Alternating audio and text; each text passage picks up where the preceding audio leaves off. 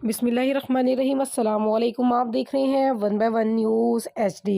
कमालिया से हमें अपडेट कर रहे हैं ब्यूरो चीफ सुलेमान हैदर गुजर।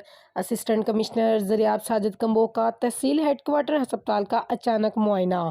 सेहत कार्ड काउंटर समेत मुख्तलिफ वार्ड्स में मरीजों को फ्राहम की जाने वाली सहूलियात का जायज़ा लिया। तफसीलात के मुताबिक assistant commissioner Zaryab Sajid combo ने तहसील हेडक्वार्टर अस्पताल का अचानक मुआयना किया और सेहत कार्ड काउंटर समेत मुख्तलिफ वार्ड्स में मरीजों को फ्राहम की जाने वाली सहूलियात का जायज़ा लिया। इसके अलावा सफाई सुथराई समेत अद्वियात की फ्राहमी को भी चेक किया। इस मौके पर तहसील हेडक्वार्टर अस्पताल को हदायत करते हुए कहा कि सेहत कार्ड काउंटर पर आने वाले साइलिन को बेहतरीन सहूलियात मुयसर की जाएँ और बर वक्त इलाज मुआवजा के लिए इक़दाम किए जाएँ। मज़ीद ऐसी खबरों से बाखबर रहने के लिए हमारे चैनल को शेयर करें, लाइक करें और सब्सक्राइब करें और घंटी के निशान को दबाना ना भूलिएगा ताकि आने वाली हर नई वीडियो आपको मौसूल हो सके।